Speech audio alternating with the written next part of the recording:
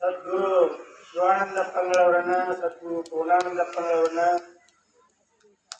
ಸದ್ಗುರು ಶ್ರದ್ಧಾನಂದಪ್ಪಂಗಳವರನ್ನ ನಂತರದಲ್ಲಿ ಸ್ಮರಿಸಿಕೊಂಡು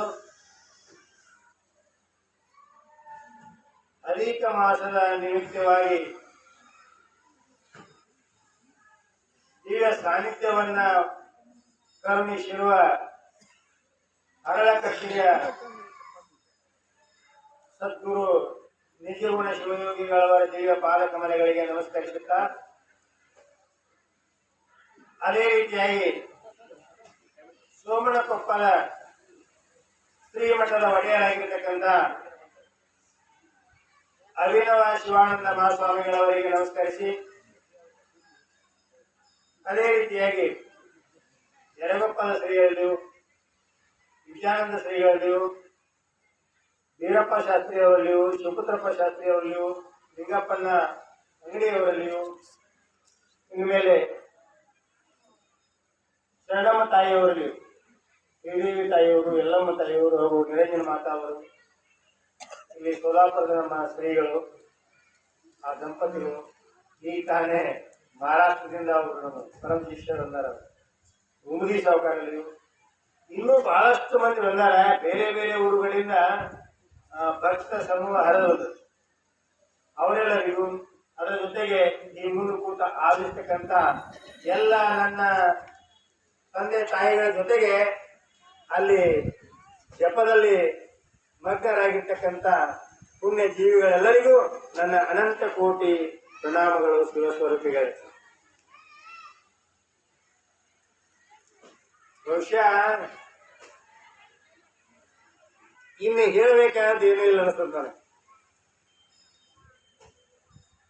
ಎಲ್ಲ ಹೇಳಿಬಿಟ್ಟಾರ ಅಪ್ಪಾರ, ಇನ್ನು ನಾ ಏನು ಹೇಳೋದೈತಿ ಅದು ಹಂಗೆ ಇರ್ತದೆ.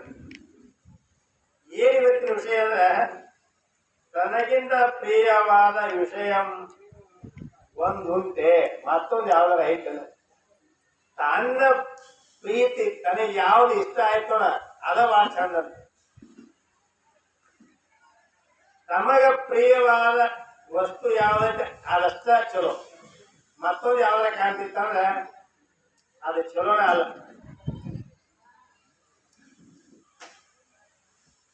ನಾನು ಸುಮಾರು 40 ವರ್ಷ ಹೈಸ್ಕೂಲ್ ಶಿಕ್ಷಕರಾಗಿ ಸೇವೆ ಮಾಡುವಾಗ ಒಬ್ಬ ಹುಡುಗ ಫಸ್ಟ್ ಬರ್ಬೇಕು ಅಥವಾ ಒಬ್ಬ ಹುಡುಗಿ ಫಸ್ಟ್ ಬರ್ಬೇಕು.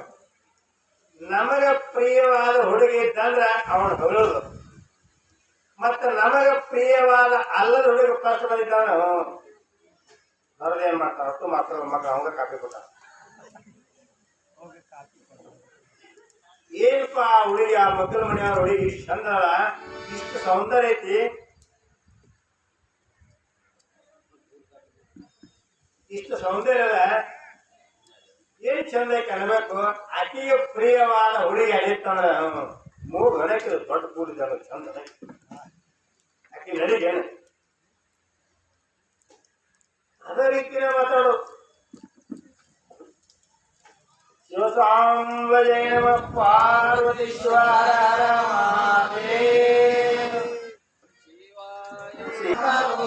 ಶಿವಾಯ ನಮೋ ಶಿವಾಯ ನಮೋ ಶಿವಾಯ ನಮೋ ಶಿವಾಯ ನಮೋ ಶಿವಾಯ ನಮೋ ಶಿವಾಯ ನಮೋ ಶಿವಾಯ ನಮೋ ಶಿವಾಯ ನಮೋ ಶಿವಾಯ ನಮೋ ಜಯ ಮಂಗಳಂ ಜಯ ನಮ ಪಾರ್ವತಿ ಶಿವ ಹರ ಹರ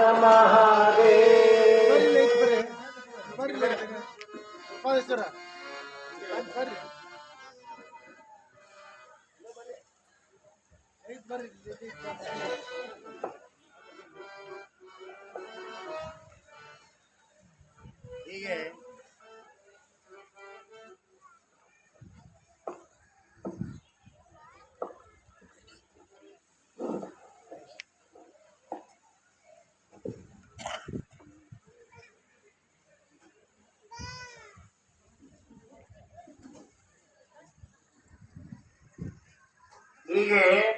ತನಗಿಂತ ಪ್ರಿಯವಾದ ವಿಷಯ ಒಂದುಂಟೆ.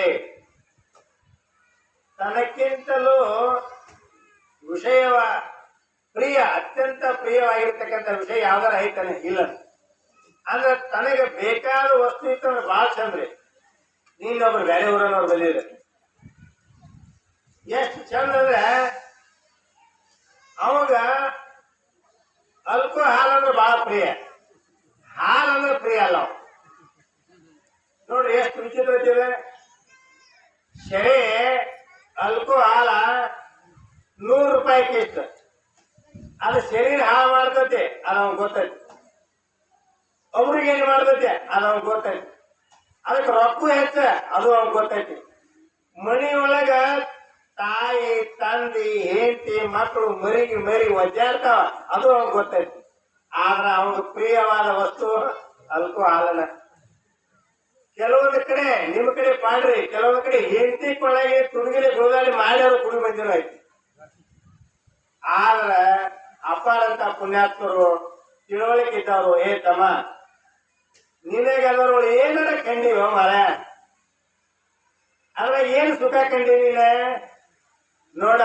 ಹಾಲಿಗೆ 5 ರೂಪಾಯಿ, ಹಾಲಿಗೆ 5 ರೂಪಾಯಿ ಮರ್ಯಾದೆ ಬರ್ತೈತಿ, ರೊಕ್ಕ ಕಡಿಮೆ, ಆರೋಗ್ಯಕ್ಕೆ ಚಲೋ, ಆದ್ರೆ ಅವಾಗ ಅದು ಪ್ರಿಯ ಅಲ್ಲ. ಹಾಲಂದ್ರೆ ವೈ ಕಡಿಸುತ್ತ ನಾವು. ಅದಕ್ಕ ಈ ಅರಿವು ಇವೇನು 5 ವಿಷಯಗಳು, ಪಂಚ ವಿಷಯಗಳು ಅಂತಾರೆ. ಆ ಪಂಚ ವಿಷಯಗಳ ಪರಿಜ್ಞಾನ, ಪರಿಕಲ್ಪನೆ, ಅವುಗಳ ಸ್ಥಿತಿಗಳನ್ನ ಅರಿಬೇಕಾಗಿತ್ತಂದ್ರೆ ಗುರು ಕರುಣೆನೇ ಬೇಕು.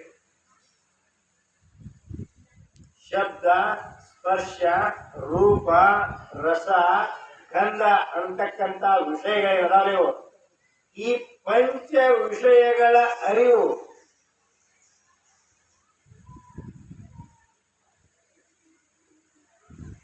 ಪಂಚ ವಿಷಯಗಳ ಅರಿವು ನಿಮಗೆ ಬರಬೇಕಾತಂದ್ರ, ತಿಳಿಯುವಂತ ಸಾಮರ್ಥ್ಯ ಬಂತಂದ್ರ ಅವಾಗ ರಸವೇ ಜನನ, ವಿರಸವೇ ಮರಣ, ಸಮರಸವೇ ನಮ್ಮ ಜೀವನ ಅನ್ನುವಂತ ಭಾವ ಬರ್ತತಿ. ಪರಿಪೂರ್ಣದ ಒಂದು ವ್ಯಕ್ತಿತ್ವ ಬರ್ತದೆ.